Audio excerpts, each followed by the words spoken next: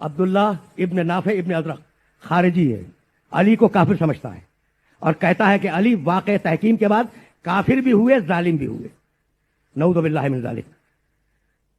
کہنے لگا مدینے کے چوراہے پہ کھڑے ہو کے کہ دنیا میں اگر کوئی ایسا ہو جو علی کو عادل ثابت کر دے اور علی کو مسلمان ثابت کر دے تو میں اس کو خط غلامی لکھ کے دے دوں گا، اس کے ہاتھ پہ بیعت کر لوں گا۔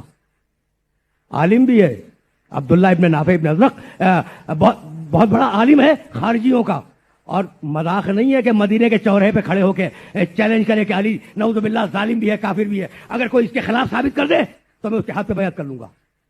کسی نے سن لیا، کہا کہ کیا شہر والوں کو چیلنج کرتا پھر رہا ہے؟ اسی شہر میں علی کا پوتا محمد باقر موجود ہے، اسی شہر میں علی کا پوتا محمد باقر موجود ہے۔ بھائی اگر چیلنج کرنا ہے تو اس کو جا کے چیلنج کر، یہ ہمیں کیوں پریشان کر رہا ہے؟ کہا گھر بتلاؤ میں جاؤں گا۔ دیکھو کتنا دلیر ہے، گھر بتلاؤ، محمد باقر کا گھر بتلاؤ، میں وہاں جاؤں گا۔ آیا امام کے گھر میں، آ کے بیٹھا، کہا کیسے آنا ہوا؟ پہچانتے تھے امام کہ خارجی ہے۔ کہا کیسے آنا ہوا؟ کہا میرا دعویٰ یہ ہے کہ علی ظالم، میرا دعویٰ یہ ہے کہ علی ظالم۔ کہا تو نے حدیث خیبر نہیں سنی؟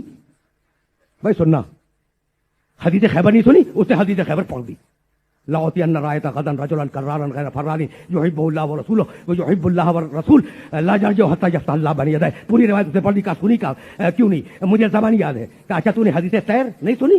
اس نے حدیث سیر بھی پڑھ دی، اللہم ایتنی بأحب الخلق الیک، پروردگار اپنے محبوب کو بھیج دے میرے پاس۔ کہا دونوں روایتیں تسلیم ہیں؟ کہا بالکل تسلیم ہے، رسول نے کہا تھا علی اس وقت تک محبوب تھے لیکن تحکیم کے بعد ظالم ہو گئے۔ دیکھو ایسے بھی ہیں، یعنی روایت تسلیم ہے لیکن تحکیم کے بعد نعوذ باللہ علی ظالم ہو گئے اور علی سے معصیت ہوئی، طاعت نہیں ہوئی۔ کہا بس رک جا بھائی، توجہ رکھنا، رک جا، یہ تو مانتا ہے نا ان دونوں روایتوں کی روشنی میں کہ علی محبوب تھے؟ کہا کہ ہاں یہ تو مانتا ہوں۔ کہا اللہ نے جو علی کو محبوب بنایا تو کیا اس کے علم میں نہیں تھا کہ وہ تحکیم کے بعد ظالم ہو جائیں گے؟